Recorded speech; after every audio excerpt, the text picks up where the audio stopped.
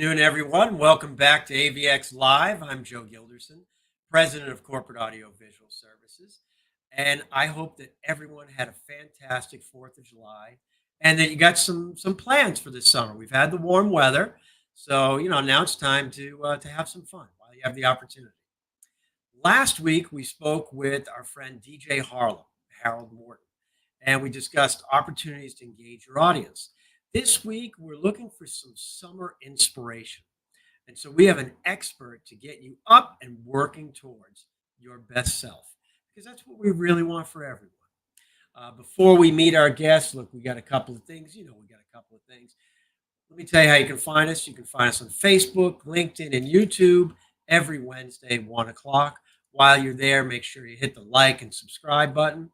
And of course, if you're watching live, drop us a comment. Be a part of the show. Who doesn't want to be a part? And look, if you miss anything, just go back. You can watch all 114 episodes on our YouTube channel. Afterwards, usually we take some inspiring tidbits, some shark bites, as my friend Andrew would say, and we put those on Instagram, Facebook, and LinkedIn. But it is time for us to talk to our guests, because I think you're really going to enjoy this. So let me tell you a little bit about today's guest, Maria Trusa. Maria is an author, entrepreneur, and human rights advocate for children. She's a philanthropist and public speaker, as well as a leader in the healthcare field. Owner and CEO of Forme Medical Center and Urgent Care in White Plains, Trusa is focused on creative and entrepreneurial solutions to provide quality healthcare in a medical membership model for the vulnerable Latino community, undocumented and uninsured families. Maria's transformational methodology is centered on guiding women through a step-by-step journey of self-actualization, releasing the bonds that have held them captive, and ultimately granting themselves the emotional autonomy to rewrite their stories and empower those around them. I told you, we have a big-time guest today. So that's enough said. Let's please bring Maria Trusa to our stage. Hello. Hello, Maria. Thank you for that beautiful introduction, Joe. It's so great to be here with you. Thank Now, you. these are big words for me. I don't usually get to use these kinds of words on this show. So. It's a woman with a few missions and very obsessed with life. That's who I am, basically. Well, I've always gotten that impression about you, that you are obsessed with life. And, I think backstage we were talking about your latest obsession with life, which maybe is giving you a little pain in the neck right this second. Why don't you tell us, what have you been doing that I think I saw a video clip of the other day? So I used to do ballroom dancing when I was younger, in my 30s. Believe it or not, I am turning 60 this year. So it's like I look back and I'm like, wow, it's been almost 30 years that I used to do ballroom dancing. And I decided that I wanted to get back to dance. And I've been going to the clubs in the city. There is a club called Gonzalez y Gonzalez. And I've been dancing, and ironically, I got a pinched nerve from dancing, I guess, so I'm dealing with that, as I was telling you backstage.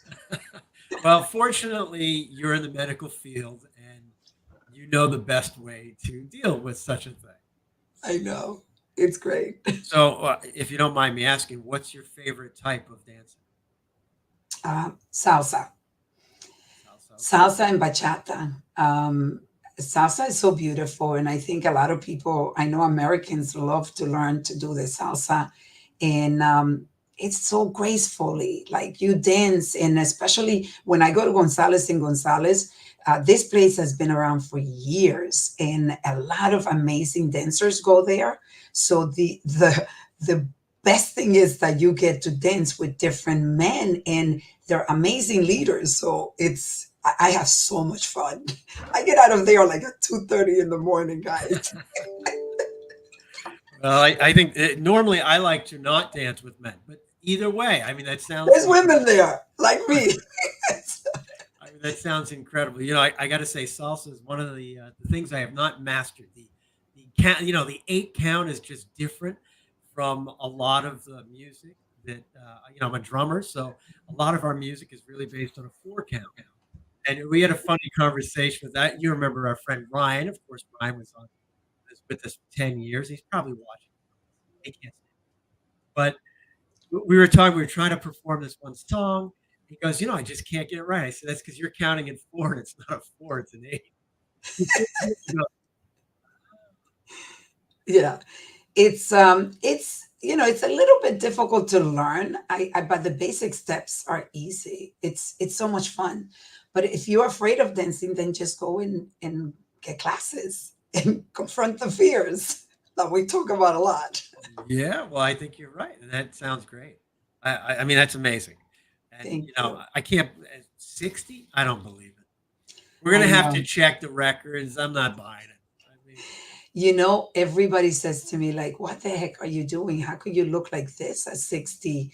I feel I'm at the best time of my life. I was just saying to someone that the way that I look at life now is so different. I mean, I wake up and I'm like excited because I've been given the opportunity of another day. So the value of time for me at this age, I've always valued time. I feel that, especially when I hit like 40s, I look at my life in decades. It's the first decade, wow, a lot of trauma.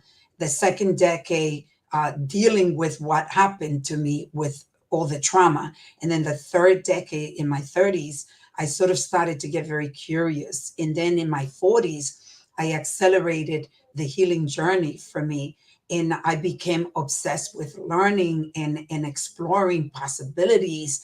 And then in my 50s, I just became fearless. I started just doing things that I was afraid of, and I said, "But well, if I confront that, what do I do? What do I need to do to confront that fear?" And I became fearless, and I truly feel at my 60th, which is in September, I I'm just ready to like have fun, like really bring more joy to my life, continue focus on all the things, all the missions that I have, but at the same time, the value of joy has taken over. And for me, I want to have joy with my family. I want to have joy, by myself. I want to have joy with a partner, as I am exploring, this chapter. To me, having a partner has actually become a very important part of my life, and I've actually have invested time understanding how I have not been able to get a good partner. Why is it that I've chosen the men that I've chosen in my 20s, in my 30s? And how did my little girl, the traumas that I went to through, showed up and showed up in every area of my life? So the discovery for me now is that I am so present to this life in the value of time. To me, I want to squeeze as much as I can out of every day, because I know that that day is gone and I'm getting closer, to the end. And I say that, you know, realistically, we want to avoid talking about death and the ending, but these are my, the chapters of my 70, my 80. If I'm lucky, I have 20 more years. So I'm going to squeeze all of it. well, you certainly seem to be doing that. That is, and that's what I think a lot of people find very inspirational. And our friend Marissa Madonna, actually, she just wrote in that she's been so inspired by you, both professionally and personally, and the work that you're doing in our community and beyond. So that is exactly what I see and what I hear from people. And Well, you mentioned that you're thankful as you get up every day. And I was talking with our friend Elena last night about just that sort of thing. And because I think your brain changes at a certain point in time, and you start to value things a little differently. And I, yeah. I definitely get the impression you've gone through this entire experience, Joe, growing every day. yeah, I've been healing for 40 years, and I've now have less to heal. So I'm more connected to my soul. I was actually talking to my staff, not this morning, and I was saying how I realized, because I do retreats in Vermont, I have a home in Vermont, and I do these retreats for women. And my son actually does the retreat for men. But I've been now for 9 months doing retreats in Vermont in 12 acres. We have 12 acres of land, and they're very private. There are 7 women, the most that we take. And as I get deep into understanding the struggles of these women, in what they went through and how it's driving who they are and the struggles and how they're successful women, because in order to do these retreats, it's an investment in time and money. And what I found is that we all have a relationship that needs to be healed, and that is the relationship with our inner child. So, little Maria had a lot of trauma. So, little Maria showed up throughout my life and still shows up, and she dominates, because whether you think it or not, your little boy, like Joe, your little boy, when you get triggered, is that little boy being triggered, is the trauma that that little boy went through, because we all go through trauma and we don't want to accept it, and we think that we are the ones that are making most of the choices. But I can tell you, like, when I chose the man in my life, that I've gotten married twice, Mhm. and I can tell you that I chose them. It was my little girl that chose those men. And I now get to choose with a lot more clarity, because I've really developed this beautiful relationship with my little girl. I love her and she loves me. And I've gotten to let her know that we are good, that I've taken care of you. But not many people want to confront that little boy or that little girl. But the trick is, the healing is something that we need to do with, for all the pillars of our lives, Joe. We are in a show, we're talking about, professional life, but your professional life gets affected by your personal life. And that little boy is driving the business. This little girl is driving the business.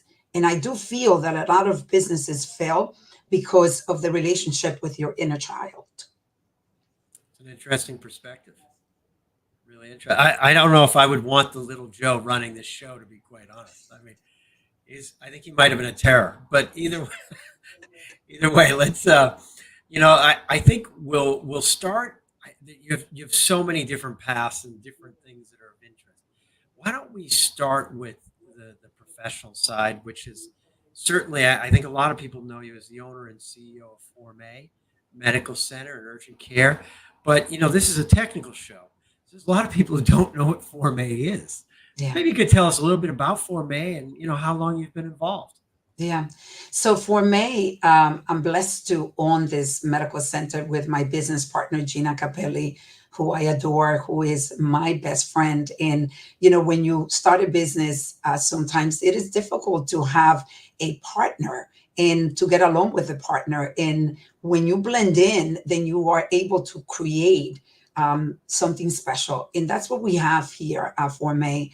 It's a medical center it's an urgent care, and our goal is to, from the beginning, it was 9 years ago that Gina and I got together. Gina had already founded Forme, and I joined her, and we started to grow Forme. And the focus has been to really help the people that don't have access to medical services, that are uninsured, and the people that are underinsured, or that have Medicaid. But honestly, everybody here is, we unite healthcare. But although the focus has been, how do we care for the people that cannot afford insurance? And we, to the point where we created a medical membership, which allows people to come unlimited to the urgent care.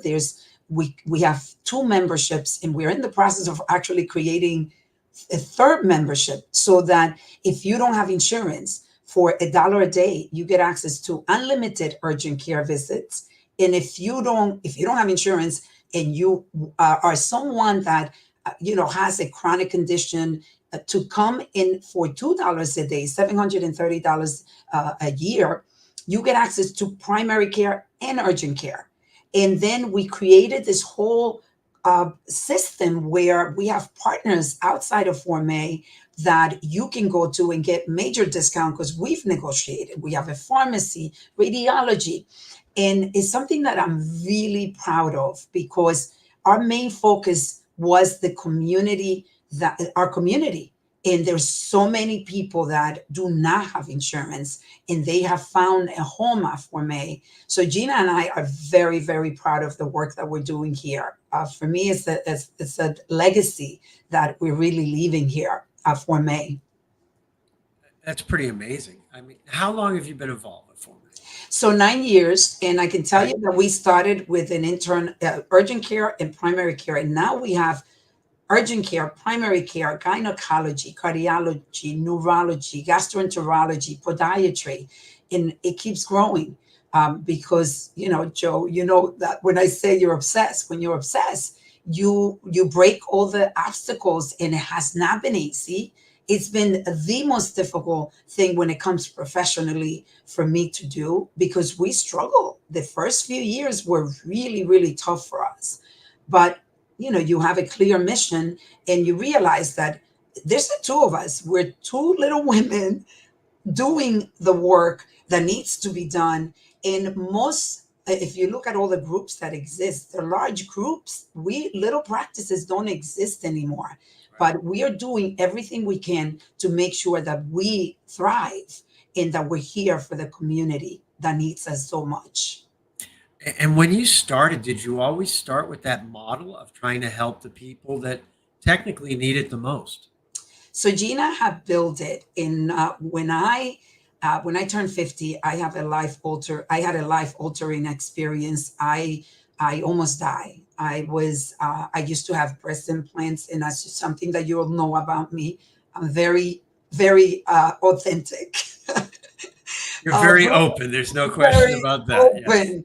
I've gotten to a place of non-judgment, so it is my story. And I talk about the things that people don't want to talk about because we've gotten used to superficial conversations, but deep conversations and authentic conversations, it's really what connects people. And you were saying people connect with me because of my authenticity.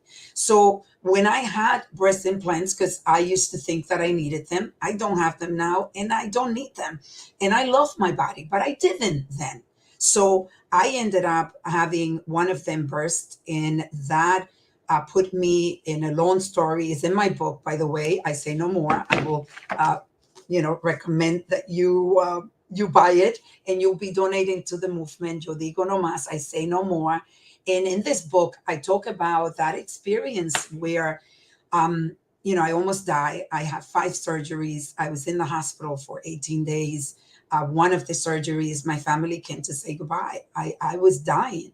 And as soon as I got out of the hospital, I can tell you that something shifted on me, and money didn't matter anymore. I had a job at Scarsdale Medical Group. I was making a lot of money. I had an amazing job, and everybody thought I was insane to leave. But I said to myself, I'm giving myself 3 months. I'm going to create a medical center dedicated to the underserved community, the uninsured community, because I've been in healthcare now. I was the executive director for 26 years at Scarsdale Medical Group. And I said, all of the skills that I learned, I was going to apply it to my own medical center. I had no clue how I was going to do it, but I've learned something. And I talk about this in my book.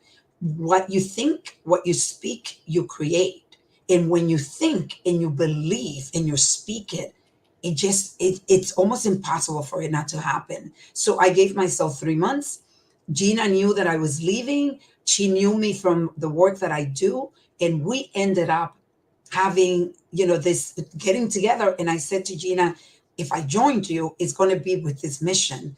And are you okay? Is this something that you want? And she welcomed it. And she said, let's do it. So we've been at it for 9 years. It's incredible. It's incredible. So you've been doing that for 9 years. You were at Scarsdale before that. Now, my understanding, and correct me if I'm wrong, is that originally you're from the Dominican, right? Dominican Yeah, Republic. I was born and raised until age 15.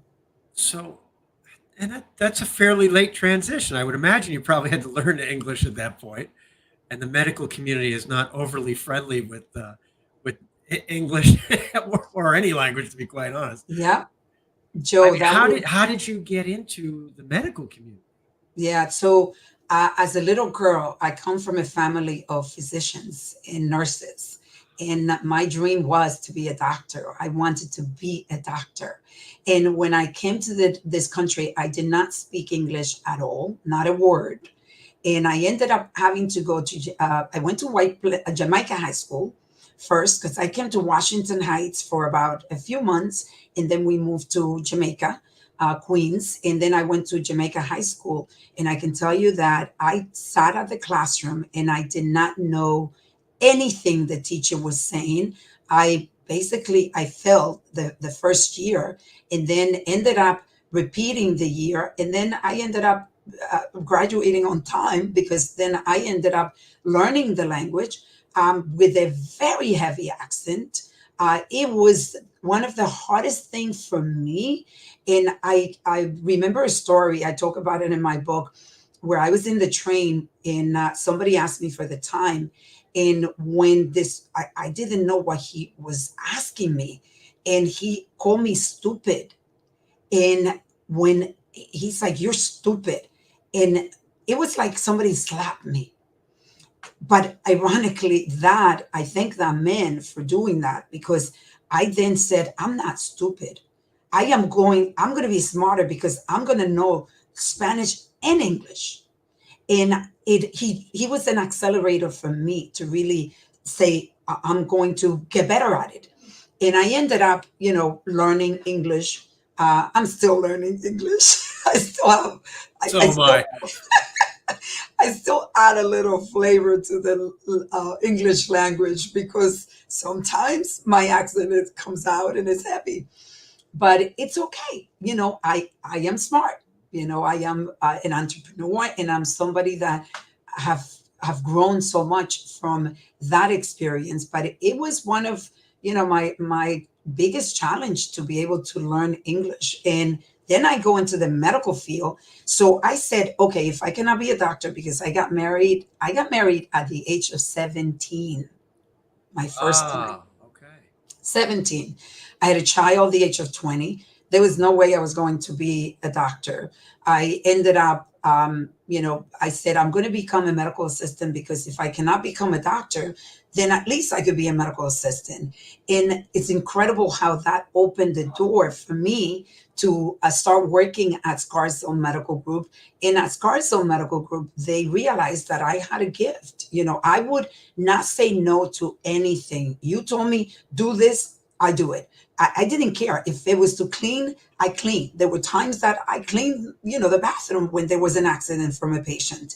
So that same obsession of just succeeding, especially now that I have two kids. When I started at Scarsdale Medical at the age of 24, I had two children and I was getting divorced.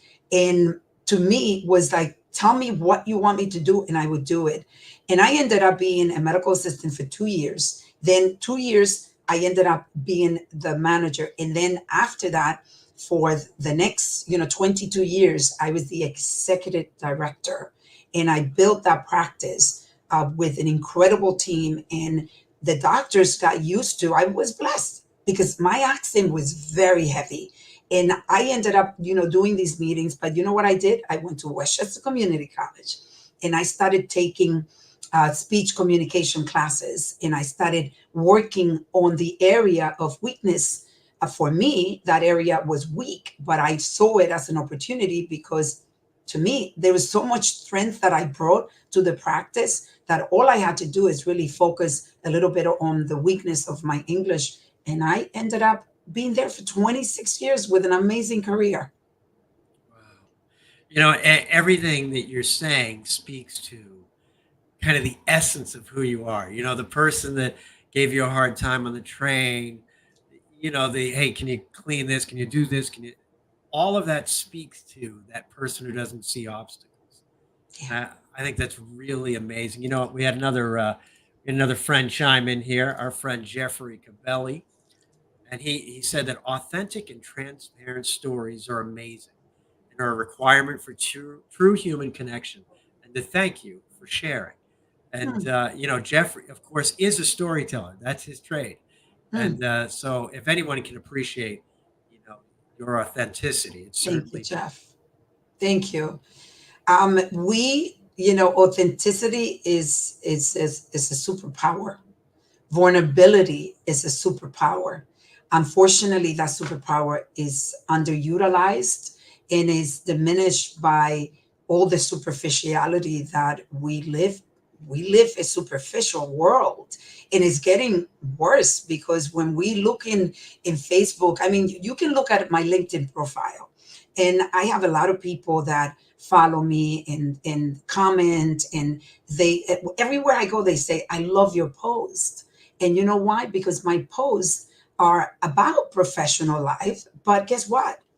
Personal and professionally, we're one. And what I do is I share authentically because I stop judging me. I love the human being that I am.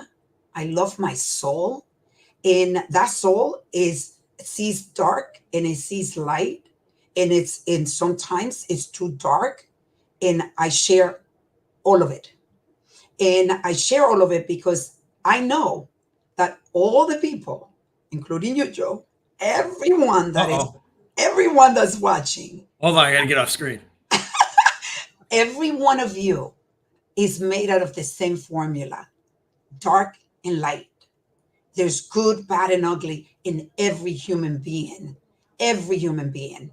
And the idea is for you to connect to your light, and I'm connected to my light now. So I'm okay with the darkness. And when the darkness comes out, when that little girl comes out, that inner child in your my trauma comes out, then I'm able to be more aware.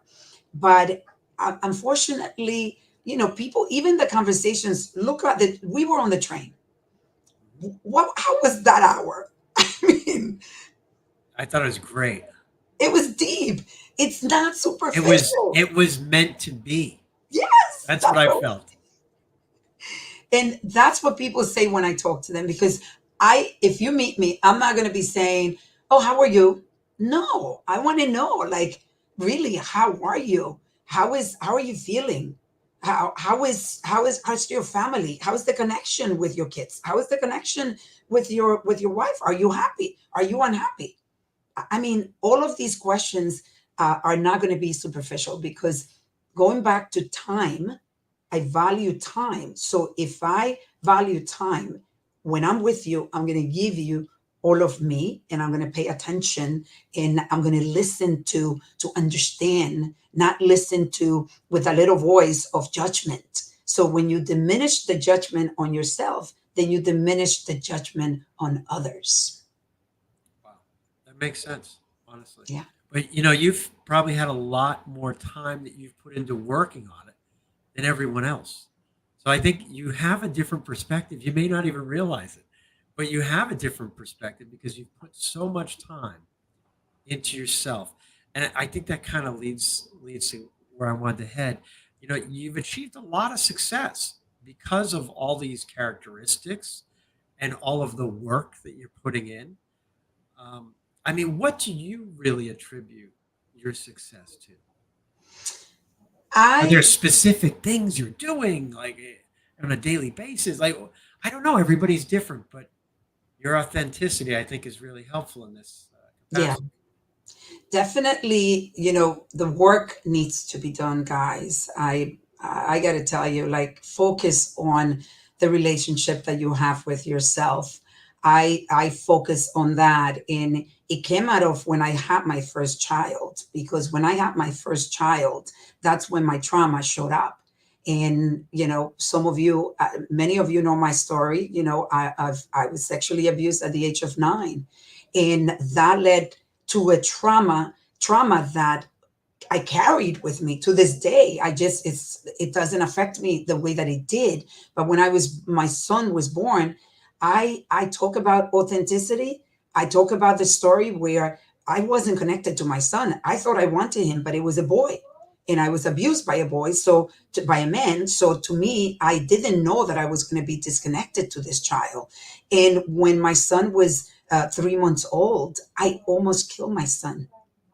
And I'm telling you this, I know this is an IT show, but guess what? the people that are watching, it's they're you're a human being, because that connects us all. We are human. And I talk about this in my book because it's a story that shows people that we are all capable of doing the unthinkable. And for me, when one night I was desperate, this child did not sleep, and I was working and being a wife to a Dominican man that I had to do everything. And I took my child and threw him in the bed, and my child fell on the floor. And I say that because I want you to know that you and I was capable of doing that, and I did not recognize myself. I'm like, who is that? That was an out of body experience. I'm a good human being. So that's when I started healing. So going back to your question, I started healing there because I said, I will stop this. I don't know who this person is. I'm going to stop it. I'm going to do everything I can because this is my own son. What kind of a human being I am to be able to do this? And I realized that I was so broken that I needed healing.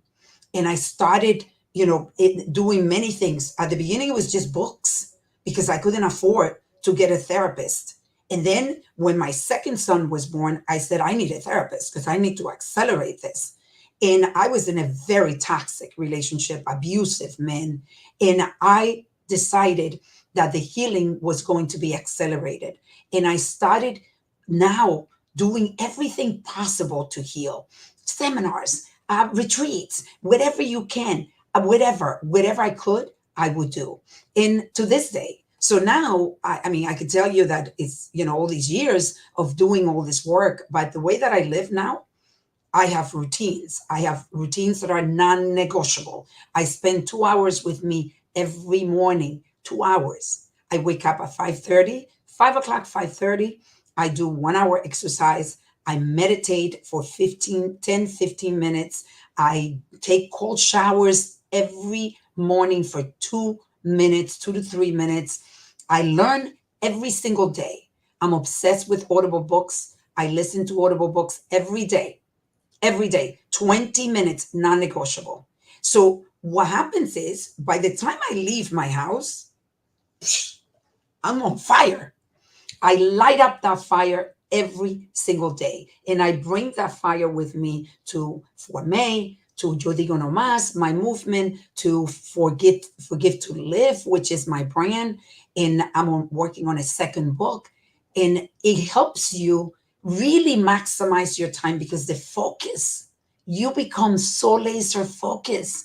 But most people, Joe, they leave the house, they're already upset. You wake up dark, and then you start screaming, and then you rushing out of the house, and then the train, all these people in the train, and you start getting annoyed, and then you lose your focus, and you lose the most valuable thing that has been given to you: time. Enjoy.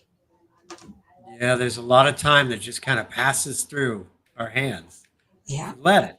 And you see, because I talk to the kid, I have a 20-year-old and a 14-year-old, and of course, they're on their phone every 5 seconds and they're scrolling, and you're just wasting away. Like you're not Yeah. actually doing anything. That's a little bit of a problem our society has right Joe, I'm going to give people a tool that I use that we created at my retreats, and it's called Formation. And this is how I have dinner with my family, including we have dinner even with the grandkids, and I utilize this everywhere I go. I do this with my kid. My daughter is 16, and we go out and we have dinner at different places with her friends, and it's called Formation. So the conversation starts like a walkie-talkie conversation. So when I finish speaking, I say clear. When the other person hears that, the person says receive. And then you allow the person to go. Then they go and they speak and they say clear, and then you say receive. And you're listening, and you are not able to speak until you're done with the whole formation. So the first thing we do is, what are you grateful for? What are you grateful for today? The next thing is, and then we do this exchange. Then the next thing is, what are your feelings today? Then we go and do the exchange. Nobody talks. There's nothing you say. You just listen. Then the next thing is, what's the biggest darkness that you're facing today? What is the biggest challenge? What is the biggest pain? What is the thing that is really suppressing your life? And then we do the exchange. The next thing is, what is the light within the darkness? Because you can't have dark without light. You can have light without darkness. And that's life. It's a game of darkness and light. So when we look at what is the light, there is a light in every situation. And then we do the exchange. And at the end, then we talk about blessings and insight. So at the end of the conversation is when I get to go and I do the blessings and the insight. What do I see that you might not be seeing? And how do I guide you? How do I help you? This tool is so powerful, guys. It is so powerful. So now your audience has the tool of formation. Utilize it. I mean, that's pretty amazing. It also has to be like a 5-course meal. I mean, this is a long discussion. It's, believe it or not, you get so good at it, and it doesn't. I do this all the time with people, and the kids, the teenagers. You're talking about your kids. Like my daughter, when I go and have dinner because of the same issue that you were saying, everybody's on their phone. I said, off the phone, let's do a formation, and then they actually, everybody says, "Wow, that was really nice. I like that." Well, I appreciate you bringing that tool to, to our crowd at AVX. I mean, time is always a factor. I mean, we're certainly in a world where we have time for everything is timed, in our productions, and we're always very sensitive to time. And there's a beginning and end to everything, and so I think anything that helps all of us communicate better, I think, is a real plus. So, thank you for bringing that to us. You're welcome. Um, you know, all of these things you in our train ride, in our discussion, you tend to challenge yourself often, and really so that you can create the best version of yourself. Yeah. And I think people are getting the sense of why right now, but how does one get started on that? Because I don't think people know where to begin.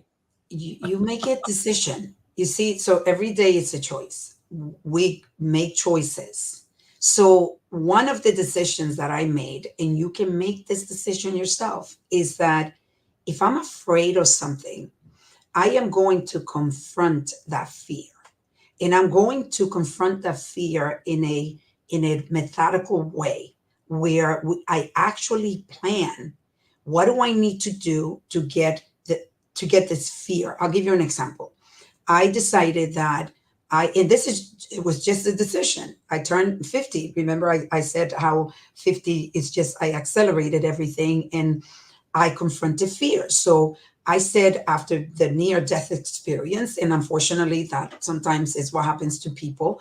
We're living life thinking that we live forever, but we forget that we're just passing through. I decided I was going to do the New York City Marathon. I was so afraid of even saying it. I was like having a panic attack. I'm going to do a marathon.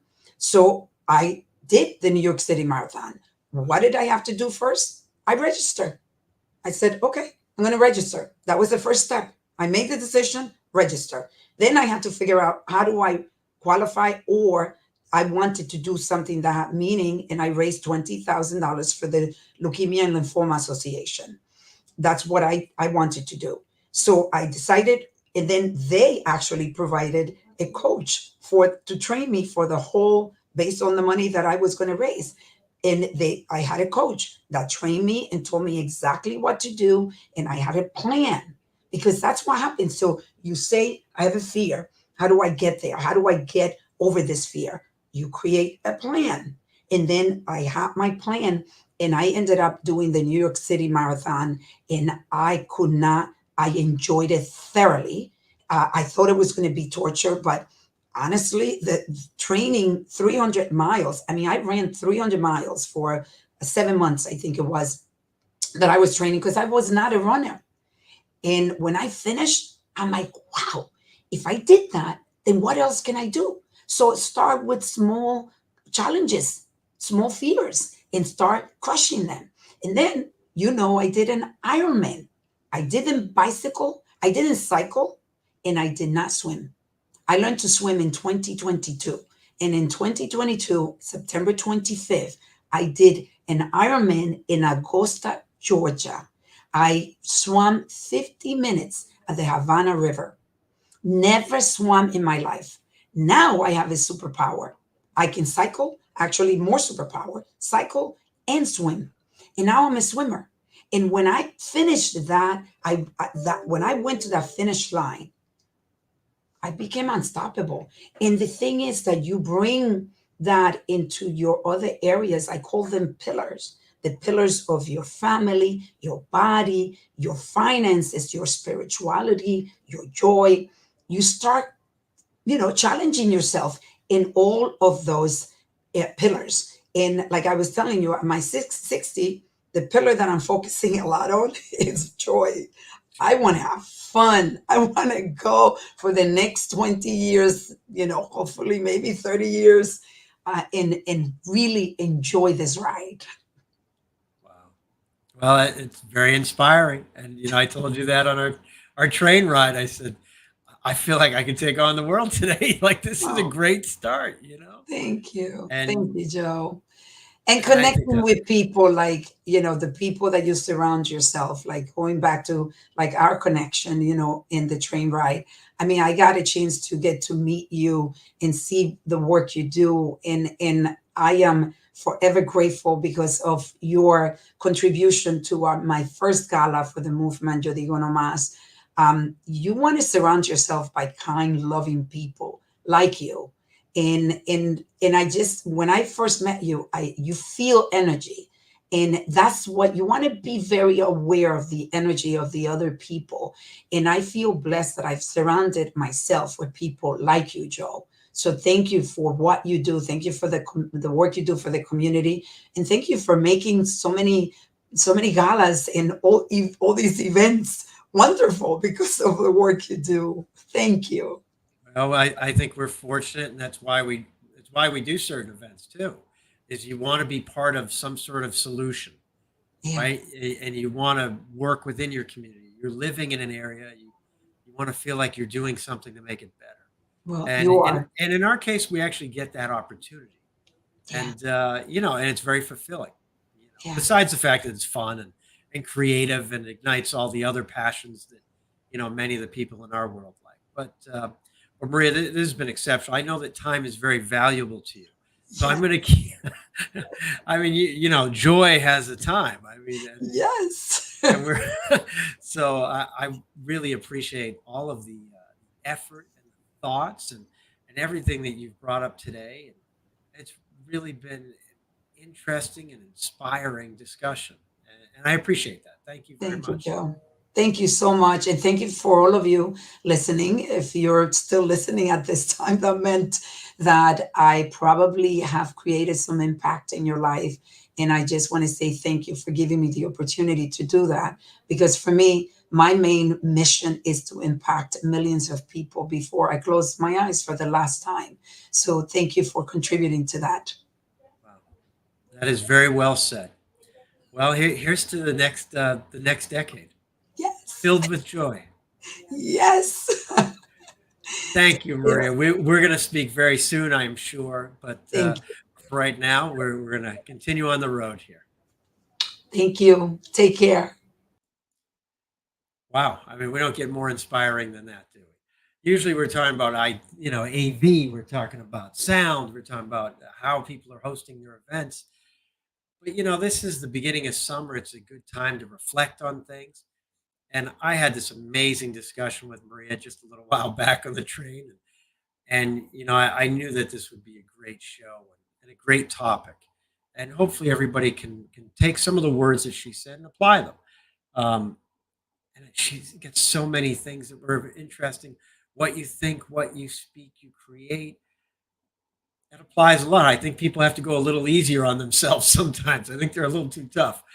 And there's just really a lot of interesting things. Here's one final comment. Marissa says, "We're listening. You're words are profound. And I agree with her 100%. So, listen, we're going to wrap up today's show. Thank you, everyone, for joining us. You can certainly find us on Facebook, LinkedIn, YouTube every Wednesday at 1 p.m. While you're there, make sure you like and hit the subscribe. One last thing I wanted to point out, too.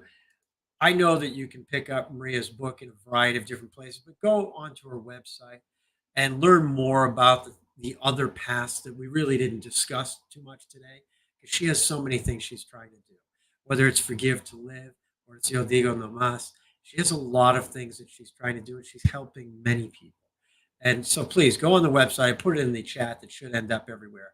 But listen, everyone, we're gonna wrap up. So thank you. Have a great day. And hold on, let me see if I can get this part right. Esperemos más éxito en su futura. Y con yo digo nomás, gracias por todo su tiempo, Maria. Y vamos a mirarse muy pronto. All right, thank you, everyone. We're out. Bye bye.